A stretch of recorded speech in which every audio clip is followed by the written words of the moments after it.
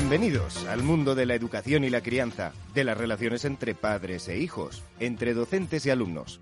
Comienza Crecer con Paloma Hornos.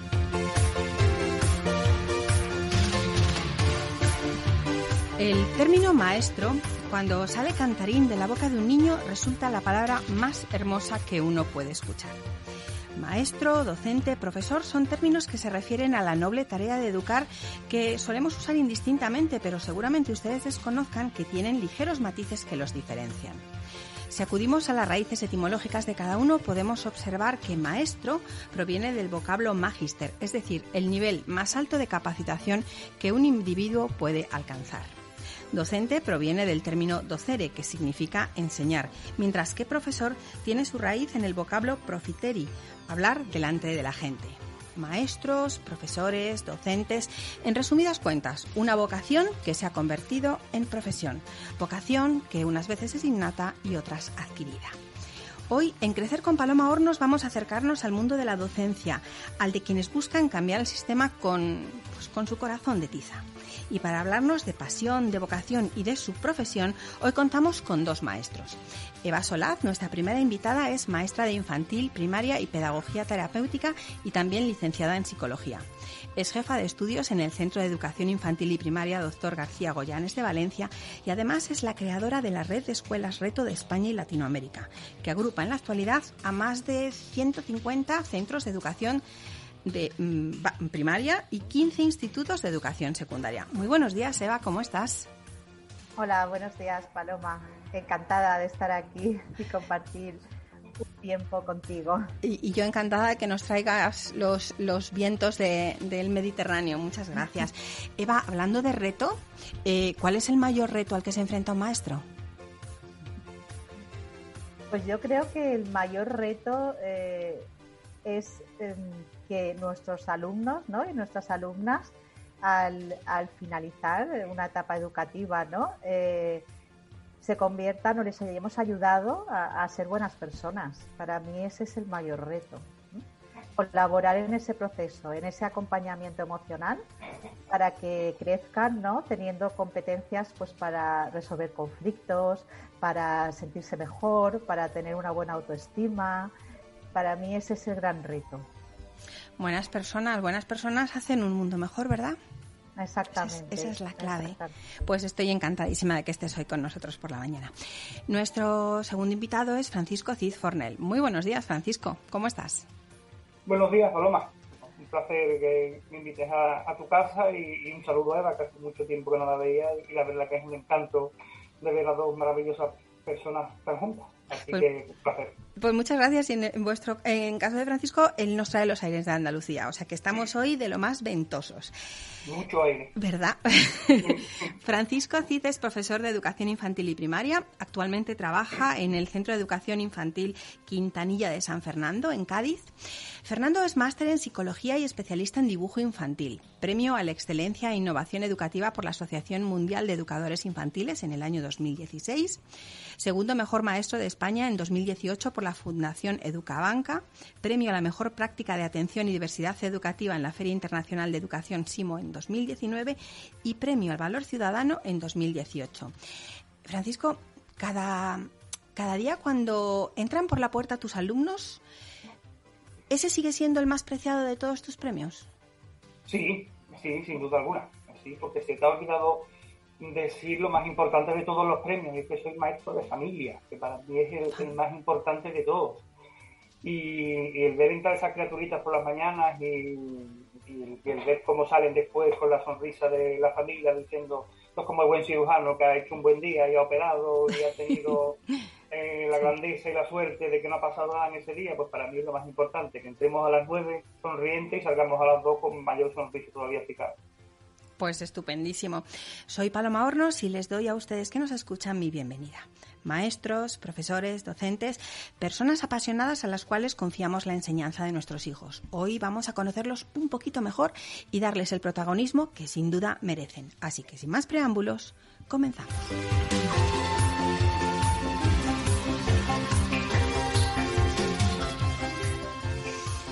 Eva Solaz llega esta mañana con su programa Reto bajo el brazo. Programa Reto.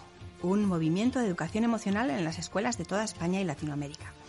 Antes de conocer tu proyecto, Eva, cuéntanos, ¿qué te llevó a decidir trabajar las emociones en clase y además hacer de esto tu sello de identidad?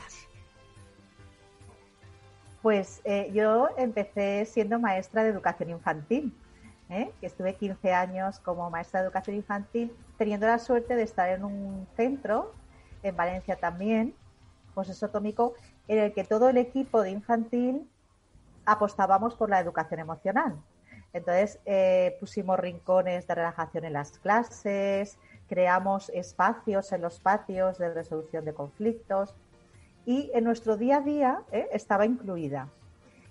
¿Qué pasó? Que me cambié a educación primaria y cuando llegué al colegio que estoy actualmente, pues yo quería seguir haciendo lo mismo, ¿no? O sea que siempre he trabajado la educación emocional. Lo que pasa es que sí que es cierto que al llegar a un centro en el que no había espacios ni tiempos, pues como que dije, esto hay que cambiarlo, ¿no? A nivel de mi cole, yo nunca pensé crear una red de escuelas ni coordinar 220 escuelas, todo esto me ha superado a mí misma, ¿no? Pero quería dar ese cambio, entonces el equipo directivo me apoyó y el claustro también y lo seguí trabajando, pero que lo he trabajado desde el primer día, que empecé con los niños y las niñas de 3 añitos.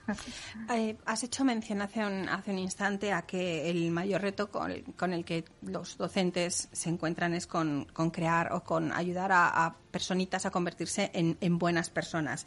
Para ello, sin duda, es importante trabajar las emociones en el aula. Si bien es cierto que es algo que escuchamos las familias, pero no sabemos exactamente a qué se refiere. Primero, a qué se refiere y, sobre todo, cuáles son los beneficios que tanto a corto como a medio como a largo plazo supone para un niño conectar y trabajar y manejar y gestionar sus emociones. Muy bien, pues mira, a ver si te puedo contestar a las dos preguntas. Para mí, ¿no? El incorporar la educación emocional tiene que ser a nivel de centro, tiene que ser un proyecto de centro. ¿Y qué vamos a hacer, ¿no? ¿Qué vamos a abordar? Uh-huh. Pues que nuestro alumnado sepa identificar las emociones, ponerles nombre, que es el primer paso para poder gestionarlas, eso es muy importante. Entonces dedicamos todo un primer trimestre solo a eso, a través de los cuentos, porque todo mi programa está basado en cuentos, todos, de todas las clases. Y empezamos identificando y sabiendo ponerles nombre. Luego, mediante juego-reto, expresamos emociones, ¿no? Es decir, me siento la emoción, la causa, la manifestación, ¿no? Hoy me siento muy contenta porque estoy en el programa de Paloma y lo manifiesto pues sonriendo mucho y hablando con mucho entusiasmo, ¿no? Esa línea de 3, de emoción, causa, manifestación, es muy importante. Unido a esto, les ayudamos a utilizar la respiración o los mandalas o las relajaciones para en cualquier momento de su vida que se puedan relajar. Y para mí una parte muy importante, dedicamos un tiempo a la reflexión, o sea, reflexionar ante un conflicto y entrenarlos para que tengan las estrategias suficientes para resolverlo a través del diálogo. Porque muchas veces decimos, bueno, tenéis que resolver este problema hablando, pero les hemos enseñado, les hemos dado las estrategias, saben cómo hacerlo, o queremos que gestionen una emoción, pero ¿saben cómo se llama esa emoción? ¿Qué le provoca esa emoción? Entonces, claro, nos saltamos muchos pasos, hay que crear unas bases para que luego ellos, con todas estas competencias emocionales, puedan desarrollarlas y les podamos ayudar a ser buenas personas. Y la segunda pregunta que me has comentado, ¿no? Era la evolución, ¿no? Sí, cómo les mejora, les facilita su vida tanto a medio como a largo plazo. Exacto, la evolución que nosotros observamos, ¿no? Sí. Yo cuando acaba el curso paso un cuestionario de Google a todas las escuelas, que lo hacen las coordinadoras y los coordinadores reto, en el que evaluamos todo este proceso, ¿no? Y entonces hemos visto que han aumentado su vocabulario emocional, que ya etiquetan sus emociones, que ha mejorado la expresión, tanto a nivel de escuela como de familia, que comienzan a dialogar para resolver conflictos y a darse cuenta que hay muchas opciones y que la agresividad no tiene que ser una de esas opciones a elegir. Y luego sí que nos comentan las familias pues que en casa empiezan a utilizar los recursos que hacemos, los talleres reto para gestión de emociones. Pues el frasco de los gritos, cuando quieren gritar, en vez de gritar a su hermano se van al cuarto de baño y lo cogen. O los pequeñitos, la caja de la rabia para no para no manifestar la rabia, ¿no? a la familia. O sea que sí que hay un feedback con las familias que también les mandamos un cuestionario y ya están introduciendo, porque claro, nosotros a las familias les hacemos crear unos rincones de educación emocional en casa. Les decimos los cuentos que tienen que trabajar con sus hijos y sus hijas, los libros que se deben leer ellos para trabajar y favorecer las relaciones con sus hijos y hijas, y también que vayan colocando ahí los recursos que cada año sus hijos y sus hijas van a llevar a casa. Entonces, la verdad es que los resultados están siendo muy bonitos, muy bonitos. Cada curso en las aulas nos encontramos con problemas tan graves como el bullying, la apatía, la depresión, el fracaso escolar. ¿De qué forma la educación emocional puede ayudar al sistema educativo para afrontar todas estas situaciones? Pues yo, por lo menos personalmente, ¿no? Pienso que si nosotros dedicáramos estos espacios y estos tiempos, ¿vale?, a trabajar la educación emocional, porque en los centros es donde tenemos el grupo y en los centros es donde tenemos los conflictos y en los centros es donde tenemos la falta de respeto y empatía. Luego en la sociedad también y la familia también, pero a nivel personal. Pero a nivel de grupo es el colegio. Para mí es el centro, donde se tiene que abordar todo esto. Entonces, yo creo que si se hace esta prevención, o sea, si lo instauramos como proyectos de centro en todas las etapas educativas, yo es que estoy convencida de que desaparecerán estas palabras. Lo que no podemos hacer es cuando hay un caso de acoso o cuando hay un niño deprimido, cuando hay un niño con falta de empatía, entonces iniciar un protocolo de actuación, porque entonces no vamos a cambiar nada. Hay que trabajarlo desde ya, desde siempre, y ya estudiaremos si entonces tenemos acoso escolar o falta de respeto, ¿no? Nosotros en los centros que llevamos 4 y 5 años, desde luego, no lo tenemos, con lo cual es buena señal. Pero hay que invertir tiempo y espacio, y los equipos directivos tienen que implicarse al 100% en horarios, en recursos, en espacios, y cambiar la mirada. La escuela tiene que cambiar, y tiene que cambiar para fomentar todos estos espacios de diálogo. Claro, esto lleva un cambio, claro, de toda la comunidad, la comunidad educativa. Bueno, pero precisamente de conseguir cambiar el sistema se trata. Por lo tanto, esos pequeños cambios, como si fuera desde trincheras, son mucho más fáciles de que realmente ocurran. Ahora mismo estamos acabando el curso y todo el profesorado está ya con los ojos puestos, bueno, primero en las vacaciones, eso no lo vamos a negar, pero también en cómo se va a iniciar el nuevo curso, además con la salvedad de que no sabemos, es un futuro un tanto incierto en protocolos, ratios, etcétera. ¿Crees que la educación emocional puede favorecer que sea una adaptación, no sé si usar la palabra más difícil o convertirlo en más feliz al curso, sobre todo de los que son más chiquitines? Sí, por supuesto que sí. La adaptación siempre es mejor. De hecho, en esta época de pandemia es cuando más coles han solicitado entrar a la red de Escuela Reto. Porque claro, cuando estuvimos en casa se dieron cuenta de que con dar las clases online no servía, necesitaban un acompañamiento emocional. Lo que necesitaban era hablar, sentirse seguros, poder expresar sus preocupaciones del momento, lo que estaban viviendo en casa, y es donde más crecida hubo. Entonces sí, en momentos críticos siempre ahora, o sea, la educación emocional nos va a ayudar, el incluirla, a que todo el mundo esté mejor adaptado y sobre todo a que podamos, según las necesidades, porque ahora ya lo tenemos de 0 a 16 años, cogemos las tres etapas educativas que como mi objetivo, ¿no? Enlazar las tres. Entonces, tanto los adolescentes lo necesitan, ese acompañamiento emocional, como los más pequeñitos que se incorporan por primera vez, como la etapa de primaria. O sea, son unas bases, ¿no? Es que llegue el alumnado y tengan una canción de bienvenida, es que haya unos juegos, ¿no? de interacción preparados, es que todo el colegio vaya a hacer lo mismo, porque claro, todos hacemos muchas cosas, pero hay que hacer lo mismo. O sea, no puede ser en un aula sí, en otra no. No puede estar en manos de un docente. Todo el centro debe dar la bienvenida, todo el centro debe hacer juegos, y eso hay que coordinarlo. Y solo se puede coordinar si tenemos un proyecto de centro. Por eso yo estoy totalmente, ¿no?, a favor, y mi lucha es esa, ¿no?, que sea un proyecto de centro. Yo sé que la gente hace muchísimas cosas preciosas a nivel de clase, pero para cambiar la convivencia tenemos que estar toda la comunidad educativa, toda junta y unida. Programa Reto. ¿Cómo ocurre cómo es la evolución? ¿Hay quizá un maestro o una maestra que descubre tu proyecto o el programa Reto?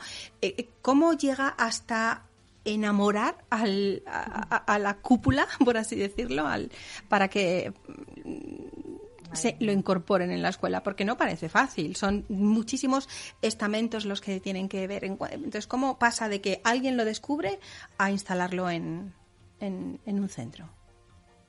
Mira, pues el otro día lo estaba pensando, porque digo, madre mía, ¿cómo hemos llegado aquí, no? Yo escribí el proyecto, que no el libro, porque yo nunca pensé publicar el libro, en 2016, que es cuando empecé en mi nuevo centro, en el centro que estoy ahora. Cuando lo acabé, el inspector de educación de la zona me dijo, Eva, este proyecto es precioso, seguro que algún cole lo querría hacer, ¿por qué no lo publicas? Y entonces pues lo envié a una editorial de Escle de Brouwer, ¿no?, a la colección de Aprender a Ser, y les encantó. Y yo digo, madre mía, ¿no? Yo nunca me había... Entonces, a partir de ahí se publicó el libro. Al publicarse el libro, claro, mucha gente lo leyó, ¿no? Y en redes sociales empezaron a ponerse en contacto conmigo que les gustaría ponerlo en marcha.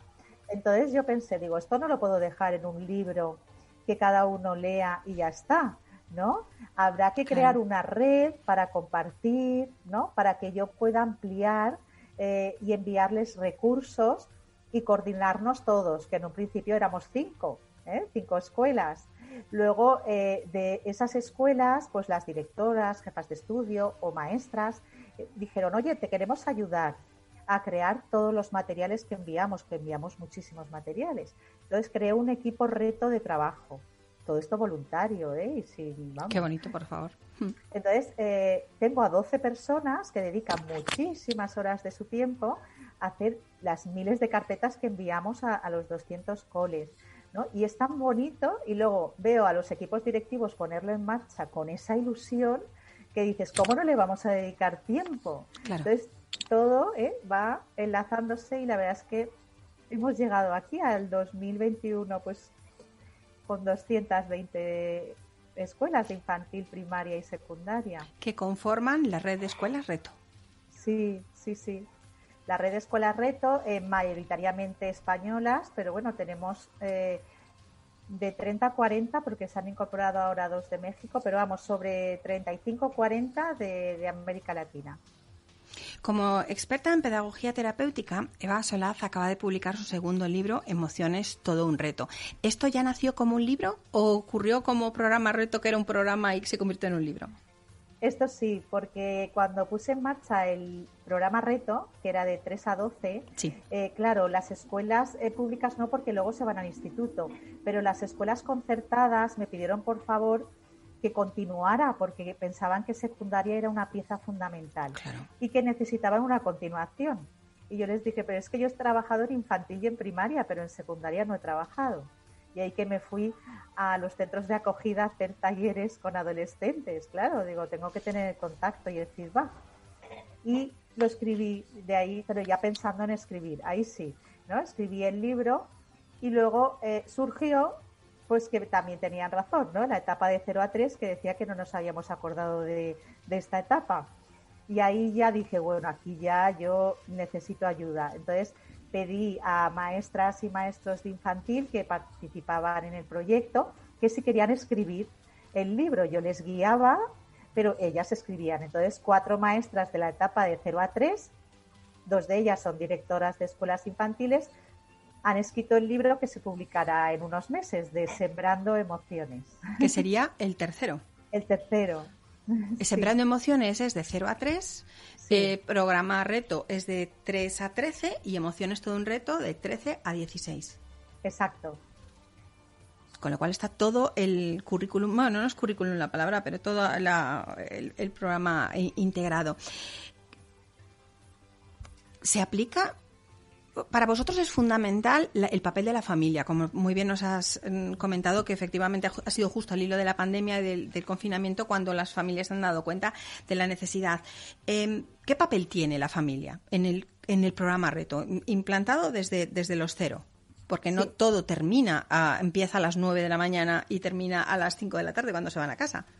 Sí, exacto. Nosotros tenemos cada trimestre en todas las etapas educativas. Voy a hablar en general, pero están en todas, adaptadas a la edad, pero en todas. En cada trimestre tenemos actividades para las familias.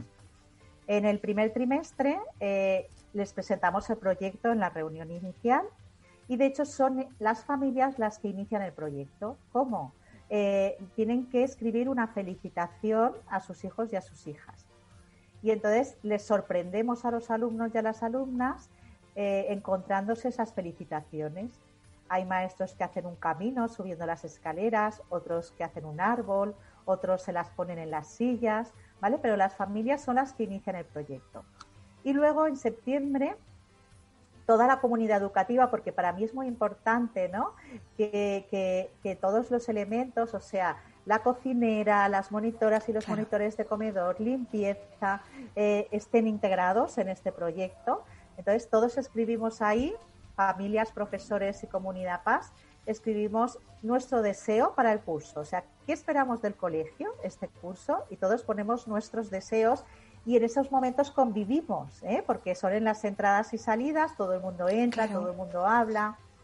Igual que cuando hacemos, brindamos para Navidad, está cocineras, monitoras, limpieza. Quiero decir, tenemos que pensar que la comunidad es la comunidad educativa. Claro. Y para mí eso es clave, y así ya das un cambio a la escuela. Luego, en el primer trimestre entregamos una bibliografía, como te he comentado antes, con cuentos para que los compartan con sus hijos y con libros para ayudarles de disciplina positiva, recursos de gestión de emociones. Luego, en el segundo trimestre, vienen al colegio, ¿vale?, a hacer los talleres reto, las familias, que son recursos que creamos para que puedan gestionar las emociones, que también te lo he comentado, como el frasco de los gritos, la caja atrapamiedos, la caja de la rabia. Y ya también los incluimos, ¿verdad?, en ese proceso de entrar en las aulas y compartir. Y luego hacemos también la jornada de mediación, en la que, esto en secundaria, les damos a las familias estrategias y recursos y un dossier, como nosotros les recomendamos, ¿vale?, afrontar los pequeños problemas de la adolescencia. Porque realmente ellos, las familias, necesitamos ayuda también y necesitamos que nos guíen, ¿no? Entonces, a veces nos olvidamos de esto tan importante.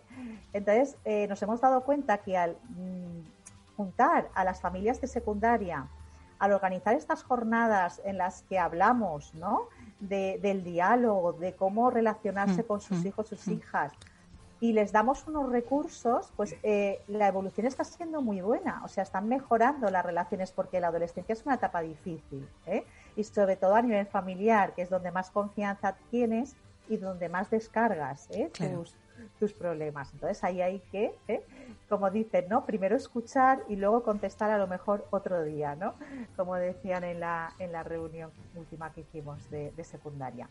Y en el tercer trimestre tenemos jornada de puertas abiertas, que todas las familias entran y ven, pues, los espacios de relajación, el banco de la paz para los mediadores y las mediadoras, los rincones de la amistad. Bueno, es que todo el colegio tiene un montón de recursos que hemos creado y a las familias les encanta también verlos, ¿no? Y se lo cuenta el alumnado, Cada alumnado, cada curso le va presentando un rincón. ¿Existe la posibilidad, os habéis encontrado con que ha sido una familia o las familias quienes han descubierto vuestro programa, que la han planteado a las maestras y las maestras al centro? Muchísimas. A mí me escriben muchísimas familias por email que les encanta el proyecto y que qué pueden hacer para presentarlo, ¿no? Y entonces yo les envío una presentación y digo, mira, pásaselo al equipo directivo y que lo presente al claustro, o pásaselo a alguien del consejo escolar. Sí que hay muchas. La verdad es que es muy bonito. Muchas familias me lo solicitan. ¿Y cómo pueden ponerse en contacto contigo? Bueno, pues escribiéndome a mi mail. Sí, lo digo. Sí, por favor, mail. claro. Sí, vale. Es un poco, no, lo tendría que cambiar porque es el que utilizaba al principio, pero bueno, lo voy a deletrear porque es un poco complicado. ESOLYSOL11@gmail.com. esolisol11@gmail.com. solisol11@gmail.com. Estupendo, pues ahí podemos encontrar a Eva Solaz, o por lo menos entrar en contacto con ella. Me he quedado dándole vueltas a la primera intervención tuya en la que nos has dicho que la importancia o el reto de convertir a los niños o a las futuras generaciones en buenas personas. La educación emocional nos ayuda, por supuesto, a convertirnos en mejores personas y en mejores estudiantes, porque hay muchas familias que ponen mucho hincapié más en el desarrollo intelectual que en el desarrollo emocional, o quizá ahora ya no es tanto, pero por lo menos los que nos somos de la generación nuestra, sí que bueno, el tema emocional está a un segundo plano y la importancia era todo lo que el desarrollo intelectual. ¿Nos ayuda también la educación emocional a convertirnos en mejores estudiantes? Sí, nos ayuda también, porque por una parte, con todas las técnicas y actividades que hacemos, mejoramos la atención. La atención en el mundo exterior y en el mundo interior, pero la atención. Mejoramos la creatividad, porque claro, toda la parte de mindfulness y relajaciones, ¿no? Trabajamos este aspecto. Luego mejoramos nuestras habilidades y competencias, ¿no? Cuando una persona es respetuosa, es empática, es asertiva, esto le va a hacer poder desarrollarse mejor a nivel cognitivo, y luego en el puesto que esté, en el trabajo que esté, va a hacerlo bien. Porque cuando tú sabes escuchar, cuando tú sabes relacionarte, cuando tú tienes respeto, puedes ocupar el cargo que quieras, desde el más alto al medio, al que tú quieras, porque te va a ir bien. Te va a ir bien porque tienes las semillas desarrolladas de lo que es la convivencia. Entonces, por supuesto que sí, quiero decir, va unido cognitivo y emocional, pero nos habíamos dejado el emocional, en una parte del emocional, y yo creo que ahora ya no nos lo podemos dejar, ¿no? Cuando yo empecé a trabajar en cualquier colegio que ibas había aula TIC, ¿no? Empezaban, ahora ya está en todos, yo confío y sueño en que dentro de 10 años o 20, en cualquier colegio que vayas, haya espacio de calma. Ese es mi sueño. Que lo veamos igual de importante. ¿Es importante manejar ordenadores? Sí. ¿Es importante las tecnologías? Sí. ¿Es importante que ellos estén relajados, que encuentren el equilibrio, que tengan un espacio de convivencia? Sí, ¿no? Cuando alcancemos eso, nos daremos cuenta de que la evolución sigue, ¿no? Y que cada vez va todo más rápido. Ellos tienen las tecnologías de la información al segundo, por eso a veces les cuesta tanto, ¿no?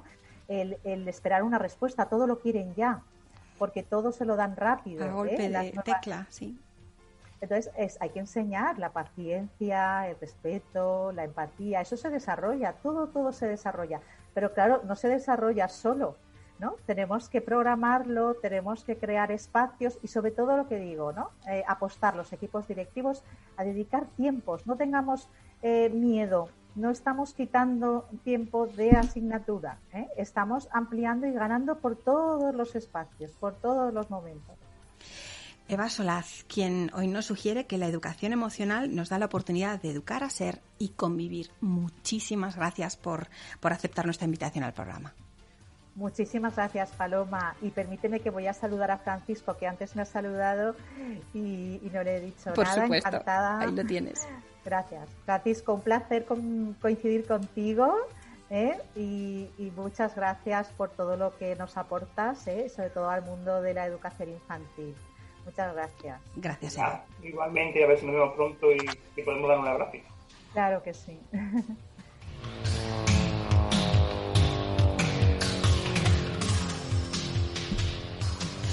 Bueno, pues Eva Solaz ya ha hecho las presentaciones porque nuestro siguiente invitado, Francisco Cid, es considerado el maestro que se paró a pensar en las preguntas de los niños.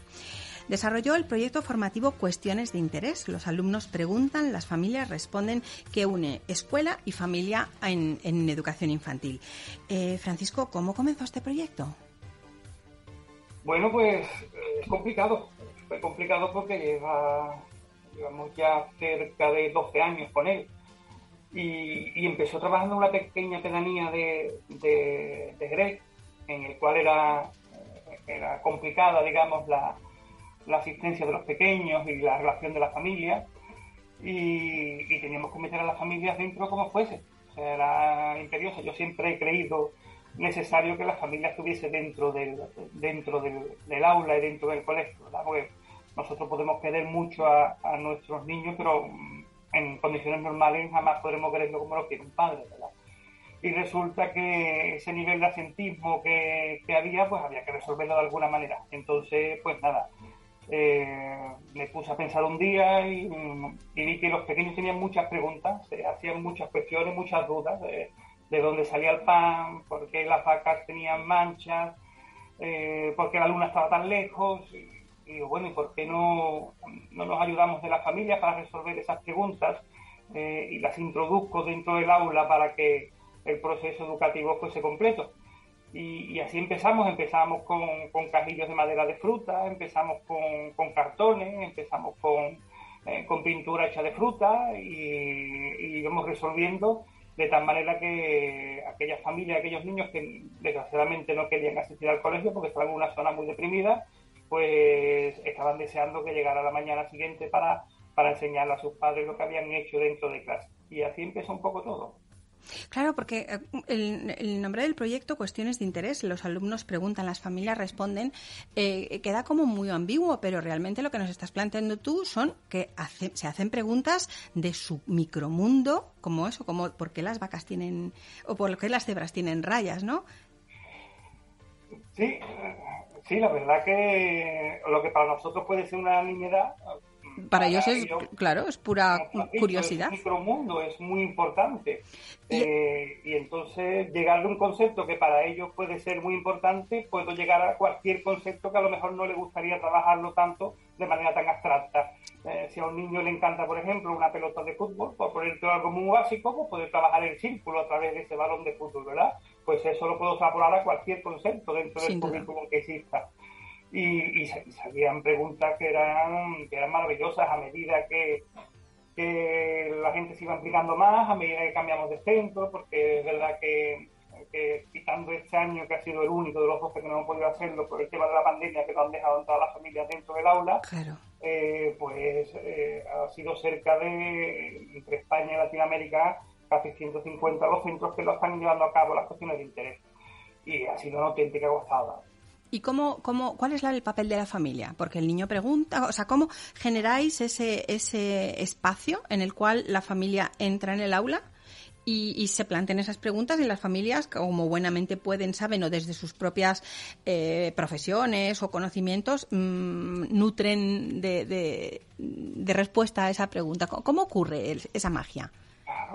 Es complicado porque estamos pidiendo que a las familias hagan de docentes y el docente eres tú. O sea, la familia puede ser carpintero, puede ser ingeniero, puede ser panadero, albañil, cada uno tiene su profesión, pero el docente eres tú. Entonces había que meter mucho tornillo, como digo yo, para que las familias participasen. El proceso se inicia en infantil, aunque sí es verdad que después se llevará a cabo en primaria y en secundaria. Y se trata que durante el primer año, el de 3 años de infantil, porque estaríamos en el segundo ciclo de educación infantil, se recopila todas las cuestiones que los niños van teniendo. Cualquier cosa que pueda parecer de relativa importancia, cualquier cosa. Una vez que tenemos ese listado, que salen alrededor de 100, 200 cuestiones, paralelamente se le pide a las familias que el día que coincide con el cumpleaños del niño o alguna fecha especial, vengan al aula a hacer alguna manualidad o a contarnos un cuento, a contarnos una canción o algo. ¿Para qué? Pues para que pierda el miedo a entrar en el aula, para que pierda el miedo a enfrentarse a esos 25 locos bajitos, como digo yo, claro. Y para que el docente pierda el miedo también a las familias, porque parece que nuestra clase es nuestro castillo, ¿verdad? Y es algo que tenemos que definir, tenemos que tirar las puertas, tenemos que tirar ladrillos para que todo el mundo sea capaz de entrar. Una vez que hacen esa pequeña colaboración, que puede ser una pequeña manualidad, puede ser una canción, me reúno con todas las familias al final del tercer año y les digo que estas son las cuestiones que han elegido sus hijos, que tienen una serie de dudas y nosotros lo vamos a resolver. Ahí ya se convierte en una locura. Yo eso no lo sé, yo me voy a volver nervioso, me voy a poner muy nerviosa, no te preocupes porque ya tenemos un bagaje de recursos, claro. Incluso por las tardes a las familias se les enseña a utilizar los programas de PowerPoint para aquellas familias, porque la resolución de la cuestión, entre comillas, es compleja, porque necesita primero de una ambientación de aula, ¿vale? ¿Para qué? Pues porque la motivación es el eje vertebrador de toda el aprendizaje de un niño. Si cuando el niño entra en el aula, ve al Palacio de Aladino, evidentemente ese niño no se va a querer ir, va a querer entrar, abrir las puertas, ponerse un turbante, pues yo juego con eso. Si la familia elige una cuestión, pongamos que porque las jirafas tienen los cuellos tan altos, ¿verdad? Que es una cuestión que sale, pues me tienen que decorar las familias relacionadas con ese animal, con ese hábitat o algo en relación con ello. Y durante esa semana el docente va trabajando esa cuestión porque lo que el docente ha hecho que durante el curso de 3 años ha integrado todas las preguntas que se han elegido dentro de su propuesta curricular. Uh-huh. ¿Para qué? Para que haya una coherencia. Claro. De manera de que sí, el 12 de marzo se va a trabajar porque las jirafas tienen el cuello tan alto, significa que estamos en la unidad didáctica o bien de los animales o bien de los distintos hábitats del entorno. Son las familias, una vez que ya está decorado, los que tienen que contestar a esa pregunta uh-huh. a través de 2 fases, una fase teórica y una fase práctica. La fase teórica es la que explica, entre comillas, por qué esa jirafa anatómicamente tiene el cuello tan alto, pero como son tan pequeñitos, necesitan de mucha visualización, de mucho juego y de muchos parones para que esa parte no se les haga pesada. Y después, generalmente después del recreo, porque se resoluciona los viernes, digamos, la actividad, después del recreo se hacen actividades súper divertidas, súper motivadoras, relacionadas con lo que el niño ha aprendido, porque lo que se trata es que se consolide ese aprendizaje. Además de articulista en prestigiosas publicaciones docentes, Francisco Cide también es autor. En el año 2009 publica Manual para Maestros Novatos de Infantil. Francisco, ¿cómo surgió la idea de esta obra? Porque Maestros Novatos suena a que todo eso está lleno de esas preguntas, ¿no? Cuestiones de interés, ¿cómo se llama tu proyecto? Y es curioso porque cuando yo lo escribí era novato, era mi primer año de educación infantil, bueno, yo era de infantil, yo era de primaria. Claro. Entonces digo, bueno, ¿dónde me he metido? Porque daba la casualidad de que no salían plazas de primaria. Uh-huh. Y digo, bueno, pues esto hay que solucionarlo, porque yo quería ser maestro como fuese. Quería ser médico, pero a mí me da miedo la sangre, entonces que seguir mi segunda profesión. Algo había que no podía ser. Era maestro. y digo, bueno, pues no tengo ni idea exactamente de cómo. Yo trabajaba en unos grandes almacenes y llegaba un momento en que ya no podía más. Estaba ya, no era lo mío, estaba desquiciado, estaba triste y digo, bueno, aunque no salgan de primaria, me voy a preparar infantil. Me preparé infantil, me lo preparé en 4 meses aproximadamente y saqué la plaza sin pasar por interino. O sea, todavía me lo pregunto cómo llegó a ocurrir eso, ¿verdad? Bueno, perdona que haga un inciso, porque no es que sacaras la plaza, es que fuiste el 10º dentro de los 10 primeros, entre más de 250.000 aspirantes, sí, con lo cual no es poco. Sí, no. En 4 meses. Pero todavía me lo pregunto, todavía me pregunto cómo puede ser eso posible. La verdad, yo siempre digo que allá arriba, no sé en qué parte, incluso en el hombro alguien que siempre te mira y te ayuda, ¿verdad? Pues me dieron un 3 añitos, que claro, cuando eres nuevo en infantil normalmente te suelen dar un 3 añitos, y no tenía ni idea de qué hacer. ¿Vale? Y yo le decía a mi difunto padre, digo, papá, me voy, o sea, no puedo, no aguanto más, no sé qué hacer. Y me dijo, tranquilízate, que todo el mundo se viste por los pantalones Y plantéate, léete, infórmate y busca. Porque yo sabía mucha teoría, pero la teoría en infantil no vale absolutamente para nada, claro. Porque tú necesitas saber por qué ese niño está llorando, necesitas saber por qué está triste, necesitas saber cómo enseñarle un refiero del número 1, que es la cosa más sencilla del mundo. Si ¿cómo le vas a enseñar al niño el número 1? Por eso la gente está tan equivocada, que se cree que infantil solamente se enseña números y colores. Eso es mentira, es una falsedad. O sea, quien diga eso nunca han entrado en un aula de infantil, porque enseñarle el número 1 solamente lleva un proceso ingente, laborioso, de grafía, de concepto, de saber dónde está colocado, de saber qué cantidad, de saber que delante no hay nada. Y para la mentalidad del niño, cognitivamente hablado, el nada no existe. O sea, el niño es un ser concreto, el niño no necesita tocar para aprender. Claro. Por eso no se aprende a sumar y a restar y a leer tan pronto, no se debe, porque hasta que no llegue un poco la abstracción no va a tener ningún tipo de sentido, ¿verdad? Pues empecé a hablar con grandes profesionales, empecé a hablar con grandes amigos, empecé a hablar con maestros de universidad. Y aquí estoy que entré por unos meses y te has llevo quedado. ya 15 años, o sea que... ¿Qué te hubiera gustado que te hubiesen dicho antes de ponerte aquel día frente al aula de aquellos 23 pares de ojos de 3 años? Me hubiese gustado primero que me hubiese acompañado alguien, ¿vale? Amiga, ¿vale? Porque me encontré muy solo. Y en un centro que no era el tuyo, un primer día que acabas de llegar, en el cual cada compañero tiene sus obligaciones, pues yo me encontraba solo, ¿vale? Y no hay nada peor que una soledad impuesta. Sí, es terrible. Que a uno le guste la soledad se elige, pero nunca se impone, porque es lo más triste que existe. Entonces yo necesitaba a alguien que me dijera, pues mira, el llanto de este niño a lo mejor es porque le han quitado su objeto de referencia, o no puede llevar su pañuelito por la mañana, que es lo que a él le da seguridad, o simplemente porque está en un periodo de adaptación en el cual esto es como si te metieran en un estadio con 25.000 personas desnudos, ¿no? Pues yo siempre digo lo mismo, la sensación era exactamente igual. En el año 2010 sigues publicando y edita, o sea, publicas, valga la redundancia, el dibujo infantil comparativa de 2 mundos opuestos. Uh-huh. ¿A qué te refieres con esos 2 mundos opuestos, el del niño y el del adulto? No, socialmente me refería opuesto socialmente, o sea, quería ver si dibujaba igual el niño que vivía en una mansión con 3 coches, una piscina y 2 chalets, que al que lo hacía en su chabolita de madera y de caña. Quería ver exactamente en qué se diferenciaba, si es que había algún tipo de diferencia, ¿verdad? Y no hay diferencia.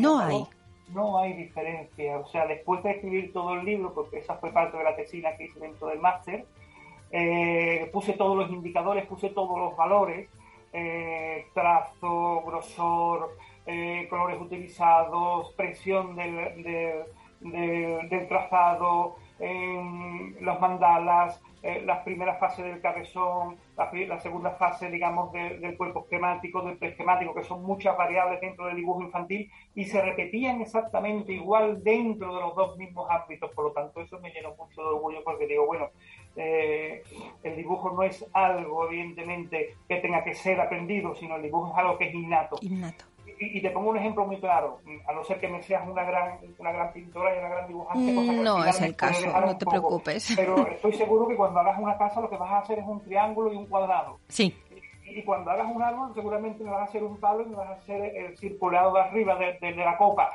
Y eso es porque te han enseñado a hacerlo así. Sin embargo, por ejemplo en Cádiz, cuando yo le digo a mi niño hacer una casa, me dibujan su triángulo y me dibujan su cuadrado, que es el esquema de una casa, digamos, autónoma, de una villa, de un chalet, cuando normalmente lo normal sería dibujar un rectángulo, porque es donde vivimos la mayoría de aquí de mi población. Cierto. Eso es algo que le han enseñado a hacer. El dibujo no hay que enseñarse, el dibujo tiene que salir innato. Después, cuando hay unas grandes cualidades de niños, digamos, que dice tú, vaya, cuando llega esa fase de realismo, entonces que lleguen los maestros y lo vayan guiando, lo vayan indicando el sombreado, lo vayan indicando todo el tipo de técnicas. Pero al principio no se le debe jamás, nunca, de guiar, porque al final lo que hacemos es estereotipar el niño y nos llenamos de personas que hacen casas de triángulos y cuadraditos.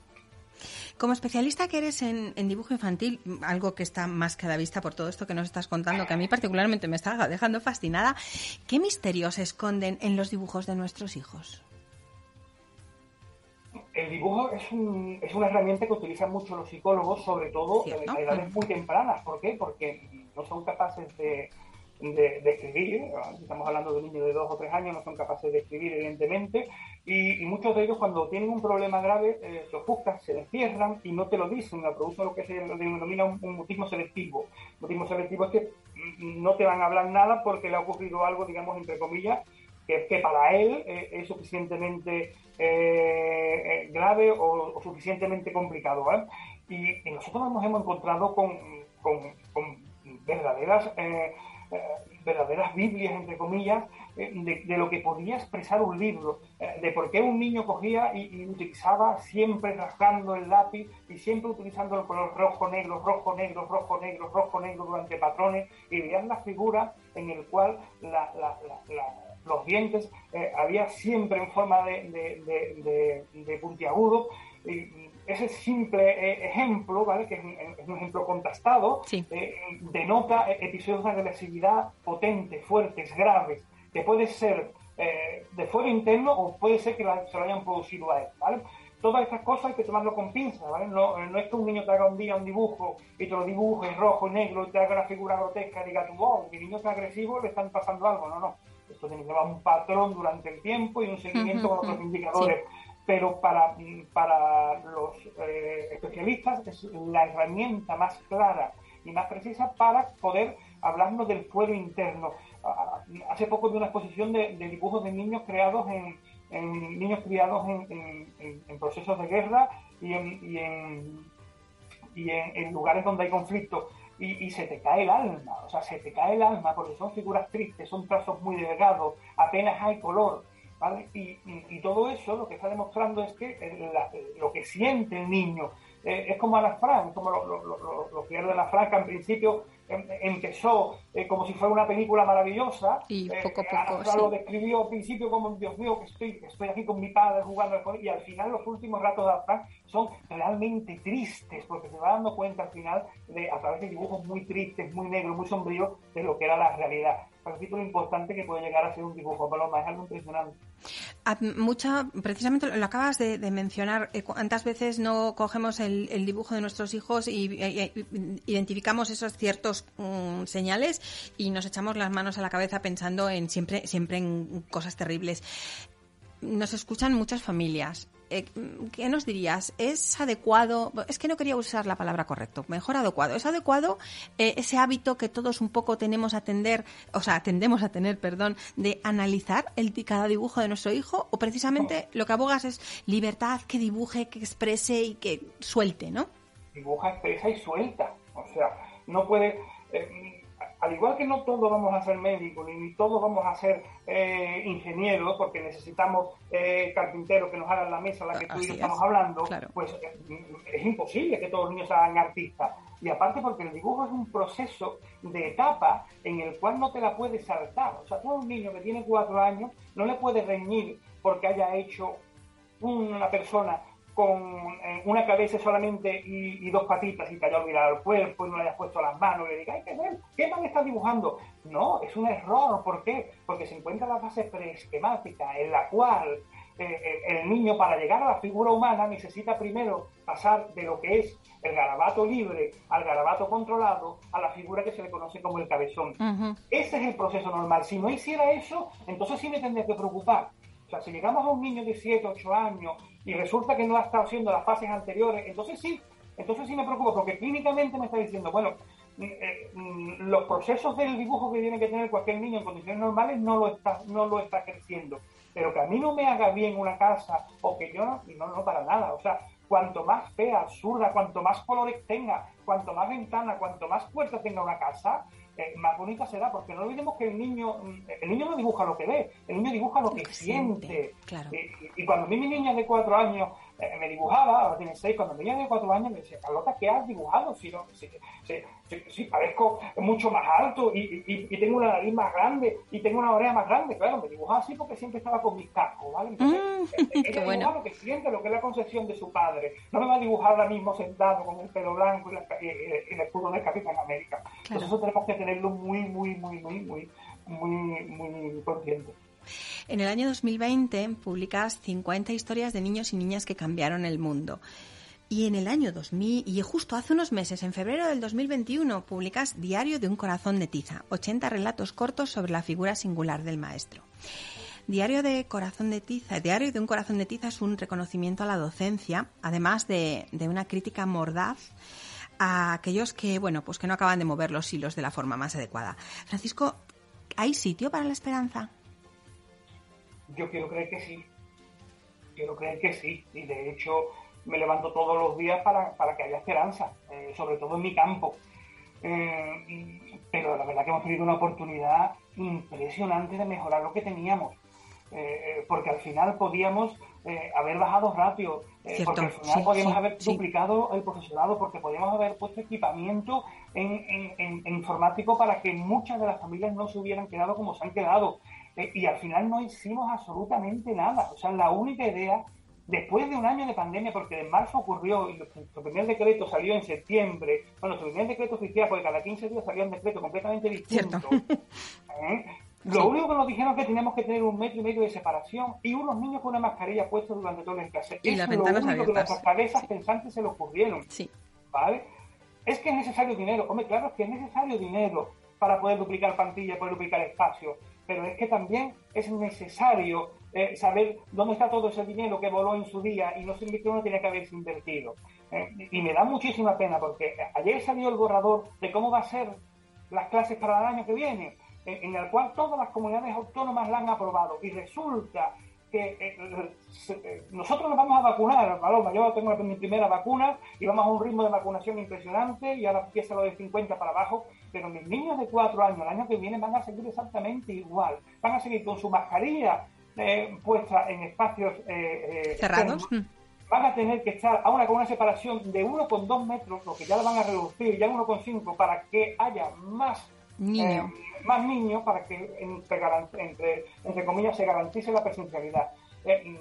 Y desde aquí, con toda la cantidad de oyentes que tiene, por favor, a las personas pensantes, hagan algo de una puñetera vez. Y perdóname la expresión, es que es el futuro de un país. Si tú no cuidas el futuro de un país, que son los niños, ese país está abogado al fracaso, y eso es completamente así.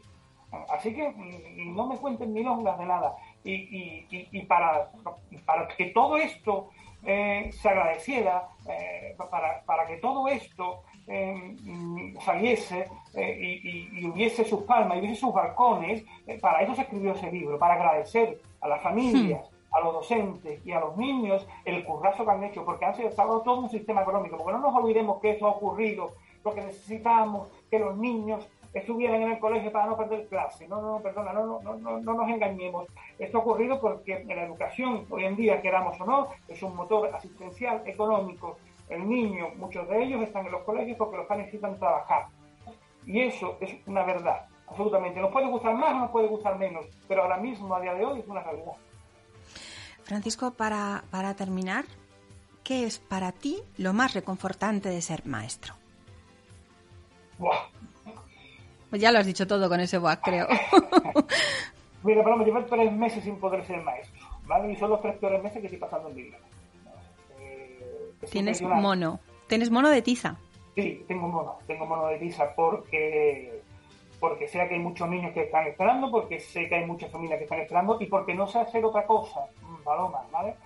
Y a los que no sabemos hacer otra cosa, a los que no sabemos cambiar bombillas, a los que no sabemos cambiar enchufe, cuando nos quitamos lo que nos gusta, parece que nos va quitando un poquito de vida. A mí me gusta mucho poner algunos posts y ayer puse uno que la verdad que me llama mucho la atención y me gustó mucho, y es que el que trabaja desde el corazón y no puede hacerlo, al final parece que su corazón va latiendo más lento, ¿verdad? Pues eso es lo que me está ocurriendo a mí. Parece que mi corazón va latiendo más lento.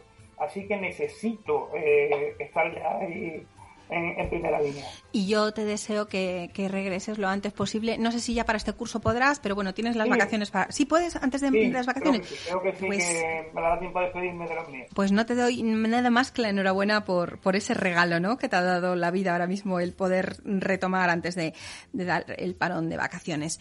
Francisco Cid, para quien cada niño es un camino y cada camino es un maestro. Muchísimas gracias. Gracias a ti, Paloma, por invitarme a tu casa.